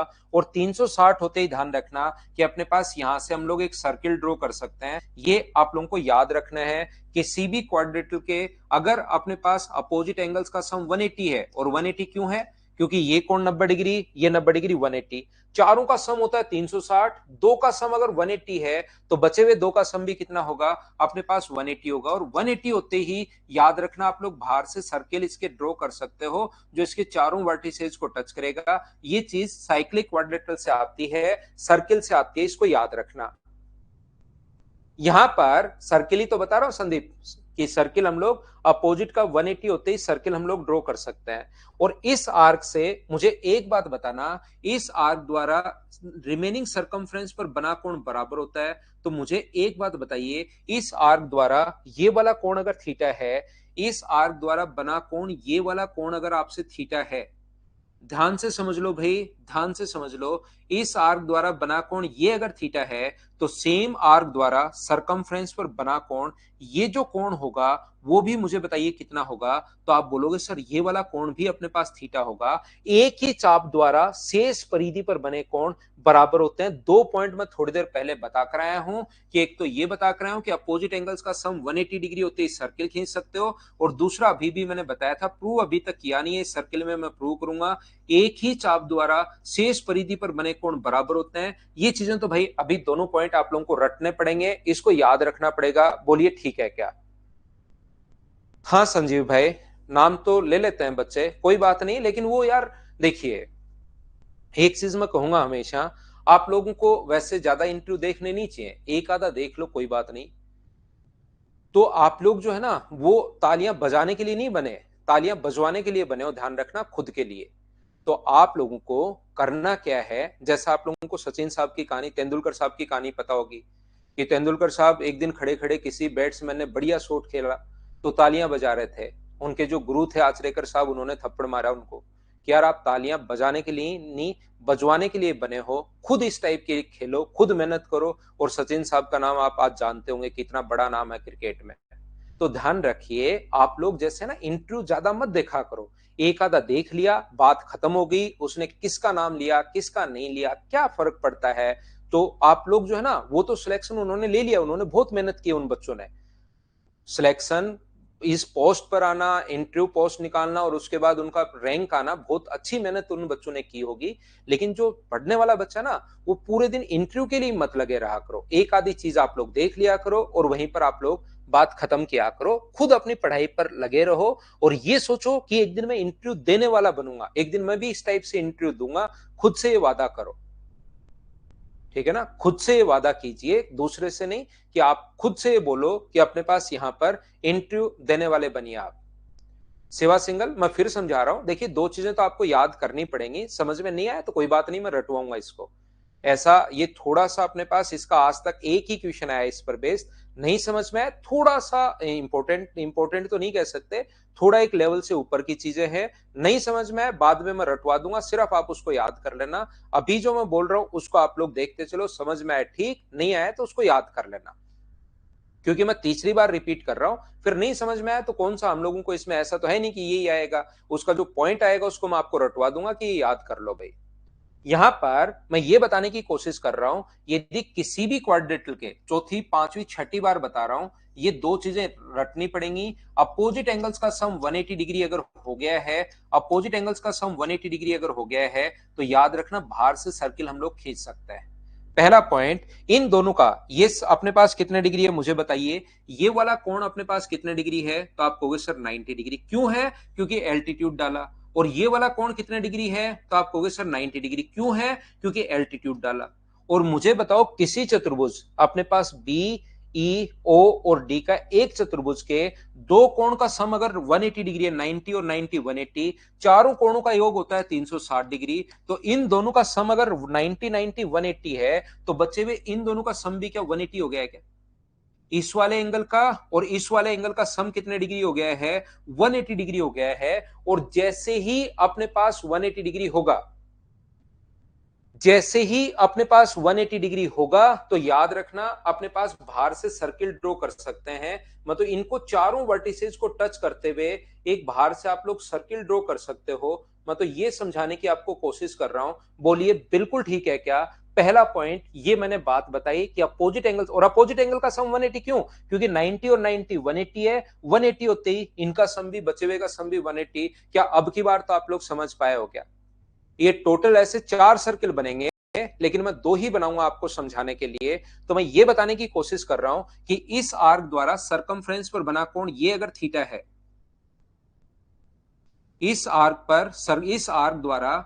आर्क द्वारा सरकमफ्रेंस पर बना कोण, ये कोण अगर थीटा है, ये वाला कोण अगर थीटा है, ये वाला कोण अगर थीटा है यहां पर, तो इस आर्क द्वारा सरकमफ्रेंस पर बना कोण ये भी अपने पास थीटा होगा। सिर्फ ग्रीन वाला सर्किल आप लोग देखिए, और ग्रीन वाला सर्किल अगर देखोगे तो ये कोण भी अपने पास थीटा होगा, याद रखना। और सर ये दोनों कोण बराबर क्यों है, थीटा और थीटा बराबर क्यों है? ऐसा मैं पिछली पॉइंट में आपको समझा कर आया हूं, मैंने यहां पर शुरुआत ही इससे की। मुझे एक बात बताइए आप लोग कि यहां पर ये वाला जो पॉइंट अगर ए है, ये वाला 90 है, 90 ए, तो तीसरा कोण ये कितना बचा? तो ये अपने पास बचा 90 माइनस एंगल ए। ये अपने पास 90, ये ए, तो त्रिभुज के दो कोण अगर दिए हुए हैं तो त्रिभुज का तीसरा कोण निकाल सकते हो क्या? 90 माइनस है, ये तो दोनों बराबर हैं, तो इसको भी मैं एक बार थीटा मान रहा हूं और इसको भी मैं एक बार थीटा मान रहा हूं। इसे दोनों बराबर हैं तो सिर्फ मुझे ये बताना है कि दोनों कोण इक्वल हैं, तो मैं थीटा मान रहा हूं इस प्रकार से।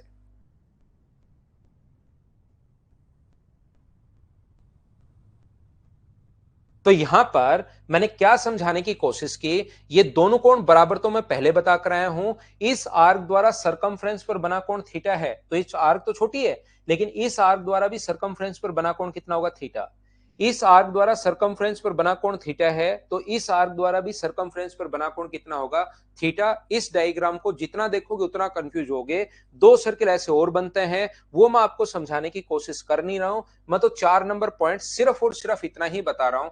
ध्यान रखना अपने पास 4 नंबर जो पॉइंट है वो इस प्रकार से है कि किसी भी ट्रायंगल में, ध्यान से सुनना आप लोग, ए बी और सी, यहां से अगर हम लोग एल्टीट्यूड डालते हैं, ये अपने पास एल्टीट्यूड है, मान लीजिए अपने पास ए डी, ये एल्टीट्यूड है बी ई, और ये एल्टीट्यूड है अपने पास सी एफ, और एक ट्रायंगल के तीनों एल्टीट्यूड जिस पॉइंट पर इंटरसेक्ट करते हैं उसको बोलते हैं ऑर्थो सेंटर। लेकिन मैं कहने की, समझाने की या बताने की कोशिश ये कर रहा हूं कि ये वाला कोण अगर अपने पास थीटा है तो ये वाला कोण भी थीटा होगा, मतलब ये एंगल बाइसेक्टर होता है। सेम इसी टाइप से हम लोग प्रूव कर सकते हैं कि ये वाला कोण अगर x है तो ये भी अपने पास x होगा, और ये वाला कोण अगर y है तो ये भी अपने पास y होगा। और मुझे बताइए क्या अपने पास एंगल बाइसेक्टर जहां पर मिलते हैं उसको क्या बोलते हैं हम लोग? इन सेंटर बोलते हैं। ध्यान रखना, इसको आप लोग याद रखना, इसको हम लोग बोलते हैं, पहले पढ़ा कर आया हूं अंत के अंदर। तो जो ट्रायंगल ए बी सी के लिए, ध्यान से सुनना, जो ट्रायंगल ए बी सी के लिए ऑर्थो सेंटर है वही ट्रायंगल डी ई एफ के लिए इन सेंटर है। मैं सिर्फ और सिर्फ इतनी सी बात आपको रटवाना चाह रहा हूं, सिर्फ इतना सा मेरा लालच है, ये आपको इतना बड़ा पढ़ाने का। ये जो पॉइंट मैंने पहले पढ़ाया है ये एंगल बाइसेक्टर बन जाता है, और एंगल बाइसेक्टर जहां पर बनते हैं उसको हम लोग इन सेंटर बोलते हैं।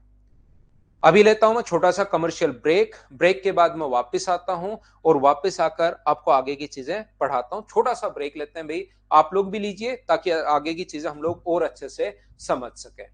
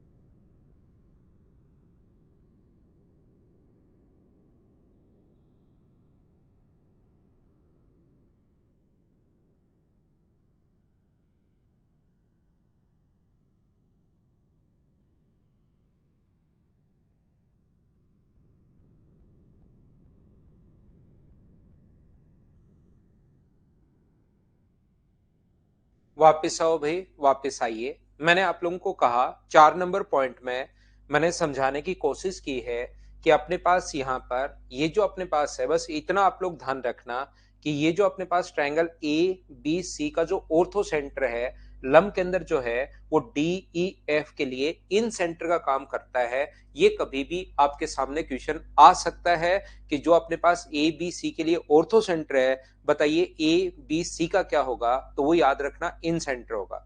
रवि एक्स और वाई मैंने इसको देखकर लिखे हैं, ये दोनों कोण अगर बराबर है इसको मिलाने पर तो ये भी जरूर बराबर ही रहे होंगे। ये इस प्रकार से सिमेट्री से एक को प्रूव किया और बाकी दोनों उसी को लेकर लिख लिया है।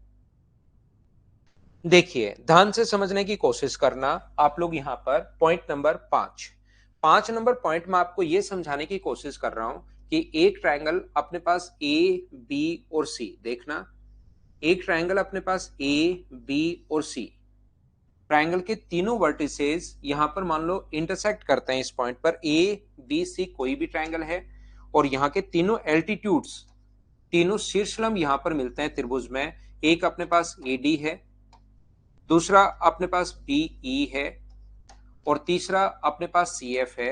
एक त्रिभुज के तीनों एल्टीट्यूड जिस पॉइंट पर इंटरसेक्ट करते हैं उसको बोलते हैं हम लोग ऑर्थो सेंटर। और अभी भी मैंने आप लोगों को बताने की कोशिश की है कि यहां से जैसे ही आप लोग इसको मिलाओगे तो ये मिलाते ही ये अपने पास एंगल के बाइसेक्ट होते हैं। ये वाला एंगल अगर अपने पास x है तो ये वाला भी अपने पास x होगा, ये वाला अगर y है तो ये वाला भी अपने पास y होगा, और ये वाला एंगल अगर अपने पास z है तो ये वाला एंगल भी अपने पास z होगा। बोलिए बिल्कुल ठीक है क्या? ये चीज मैंने बताई, बोलो ठीक है क्या? उम्मीद है आप लोग ये बात सभी लोग समझ पाए होंगे। क्या आप लोग इस चीज को समझ पाए हो क्या? बताओ मुझे। मैं आपको क्या बताने की, क्या सिखाने की या क्या कहने की कोशिश कर रहा हूं। एक ट्रायंगल अपने पास ए बी और सी, इस वर्टेक्स से सामने वाले साइड पर 90 डिग्री का कोण बनाने वाली लाइन ऑर्थो सेंटर है। तो एल्टीट्यूड है अपने पास, ये एल्टीट्यूड है ए डी, ये एल्टीट्यूड अपने पास बीई और ये एल्टीट्यूड अपने पास सी एफ। एक ट्रायंगल के तीनों एल्टीट्यूड जिस पॉइंट पर इंटरसेक्ट करते हैं उसको बोलते हैं हम लोग ऑर्थो सेंटर, यानी कि अपने पास लंब के अंदर। और इनको मिलाने पर ये जो अपने पास है यहां पर और यहां पर, इनको मिलाने पर जिस पॉइंट पर इंटरसेक्ट करते हैं, ये देखिए ये अपने पास x है तो ये अपने पास x है, ये अपने पास y है, ये अपने पास y है, ये अपने पास z है, ये अपने पास z है। बोलिए बिल्कुल ठीक है। इतनी बात अब तो समझ पाए हो क्या? बताओ कितनी बार बोल चुका हूं मैं। यहां पर मुझे एक बात बताओ सब लोग देखकर, क्या डी ई एफ के लिए जो ए होता है वो याद रखना, ओ तो जो है ना वो डी एफ के लिए इन सेंटर है, और जो ए है वो पॉइंट नंबर 5 ये है कि ए जो है वो डी ई एफ के लिए एक्स सेंटर का काम करता है। साथ ही ये चीज भी आप लोग ध्यान रखना, बहिर केंद्र का काम करता है। ये बात आप लोग ध्यान रखना, इसको आप लोग याद रखना। ट्रायंगल डी ई एफ के लिए ए जो होगा वो एक्स सेंटर का काम करेगा। ये जो अपने पास डी ई एफ के लिए एक्स सेंटर 3 होते हैं, बी जो पॉइंट है वो किसका काम करेगा? एक्स सेंटर का काम करेगा, बहिर केंद्र का काम करता है। ये चीज आप लोगों को पता होना चाहिए, इस चीज को आप लोग ध्यान रखना। सी जो है उसके एक्स सेंटर का काम करेगा, बहिर केंद्र का काम करेगा। ये बात आप लोग ध्यान रखना, इस चीज को आप लोग याद रखना। सिर्फ और सिर्फ मैं आपको ये बताने की कोशिश कर रहा हूं, ये याद करना है, ये आपको रटना है। अब कोई बच्चा अगर समझना चाहे, देखिए मैं पहले तो कहूंगा इनको याद कर लीजिए, इनको रट लीजिए। फिर भी अगर कोई बच्चा चाहता है कि सर मैं समझना चाह रहा हूं ऐसा क्यों होता है, तो उसको मैं आप लोगों को बता देता हूं। हाँ, पैरेलल ट्रायंगल संदीप यही है।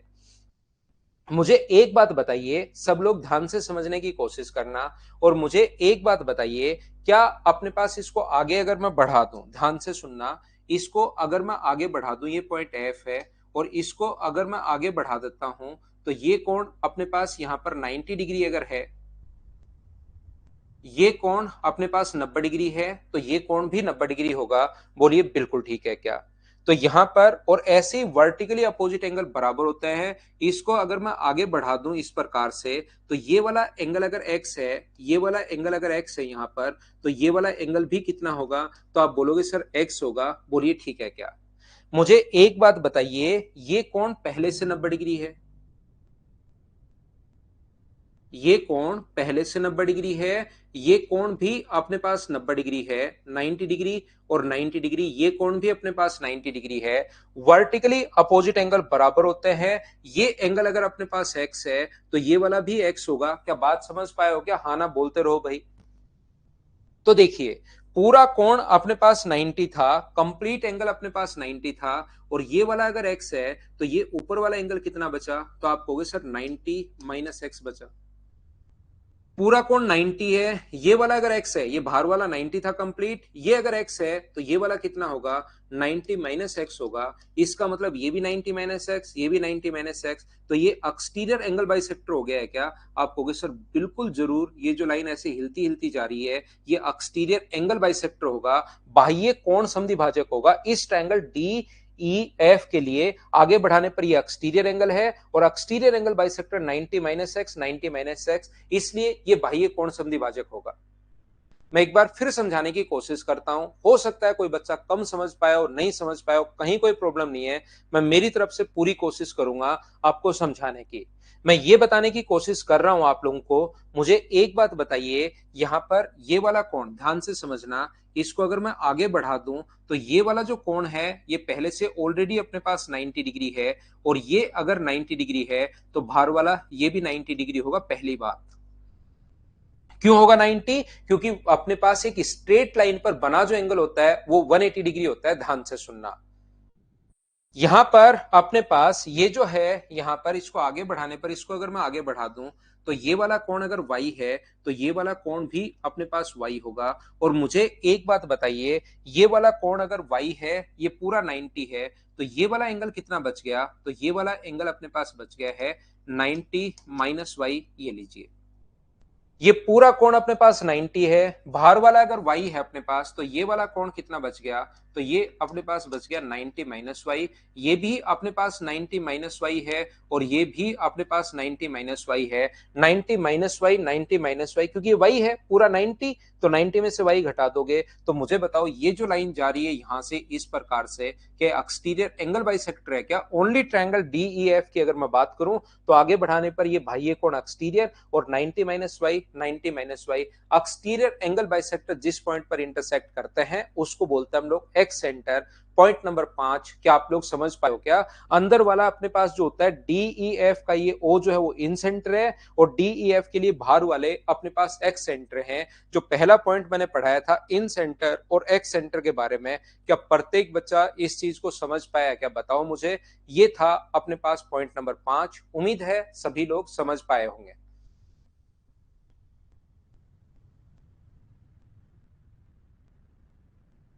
ये रिपीट कर देता हूं हितेश आपके लिए। ओ जो है वो डीई एफ के लिए जो इन सेंटर है, ऐसे डीई एफ के लिए ए एक्स सेंटर होगा, बहिर्केंद्र होगा। ये चीज भाई आप लोगों को याद करनी है। ये जो चीजें हैं ये हम लोग बहुत अच्छे लेवल की चीजें मैं पढ़ा रहा हूं, तो इसको आप लोग अगर कम समझ में आ रहा है तो इस चीज को डायरेक्ट आप लोग याद भी कर सकते हैं लास्ट में, क्योंकि क्वेश्चन तो कॉन्सेप्ट तो मैं समझाता हूं ताकि आपका दिमाग खुले, लेकिन कोई लगता है कि सर ये चीज समझ में नहीं आए तो उसको लास्ट में याद कर सकते हो आप।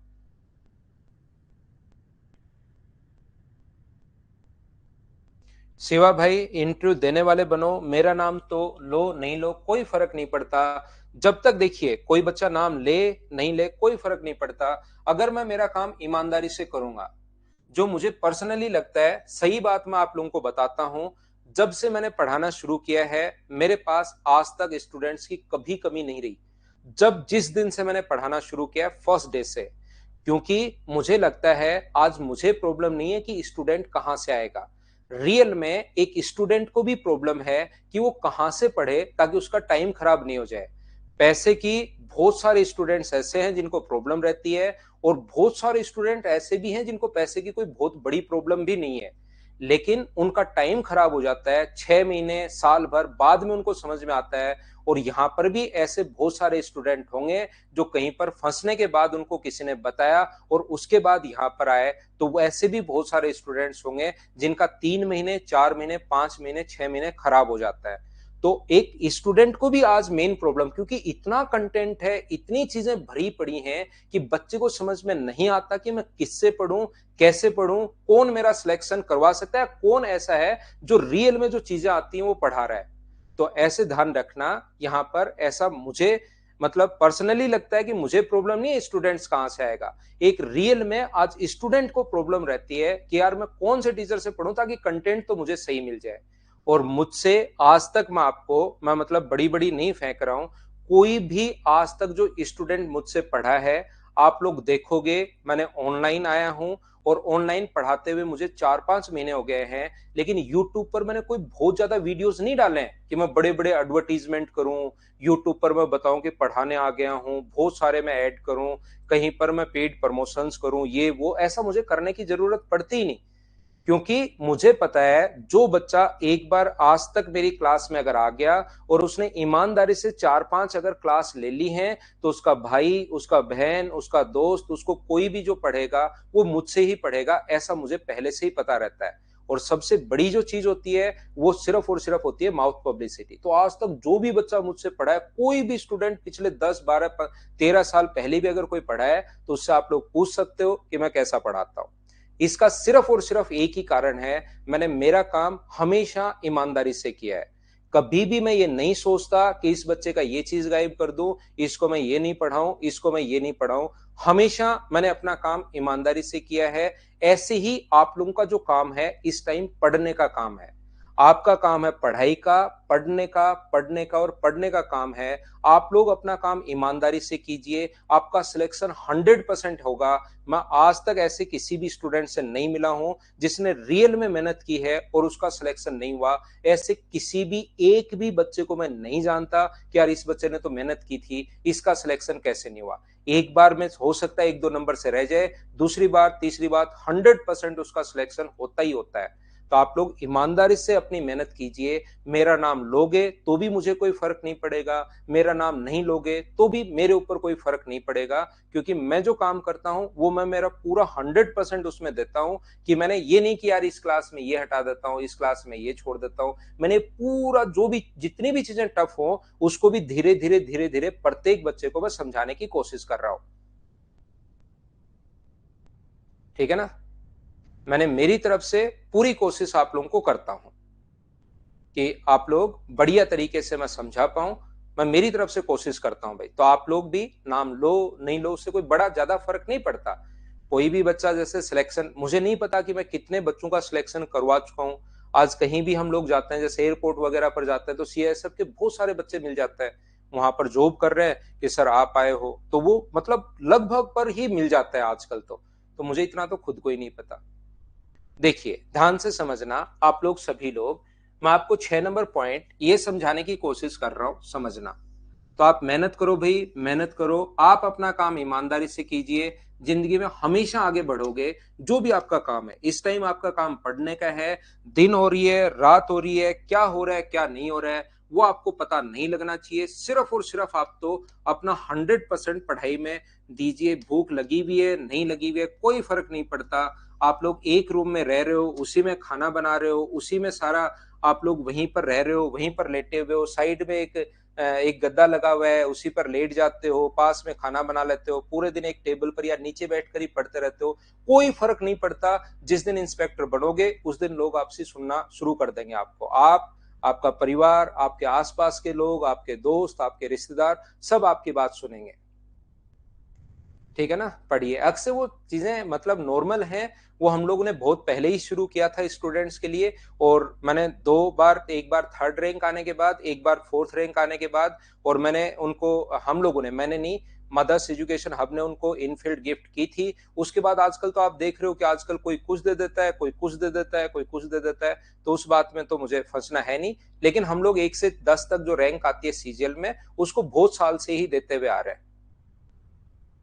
यहां पर ध्यान से समझने की कोशिश करना, हमेशा याद रखना। वैसे सिमिलरिटी से आता है, मैं प्रूव करूंगा नहीं, ये चीज आप लोग याद रखना। AO इंटू OD बराबर अपने पास BO इंटू OE बराबर होता है अपने पास CO इंटू OF। ये याद कर लेना। ये सिमिलरिटी से आता है, समरूपता से आता है। अभी सिमिलरिटी मैंने पढ़ाई नहीं है, इस चीज को आप लोग ध्यान रखना, इसको आप लोग याद रखना।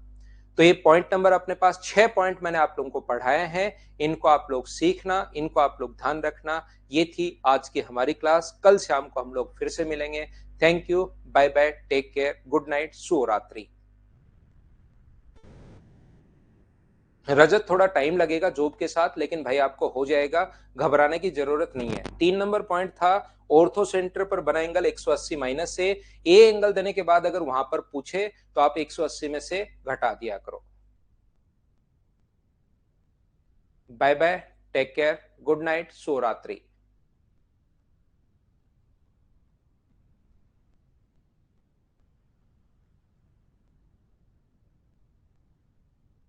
पवनराज, 1 करोड़ 65 लाख कम है क्या भाई? इतना तो बहुत है भाई।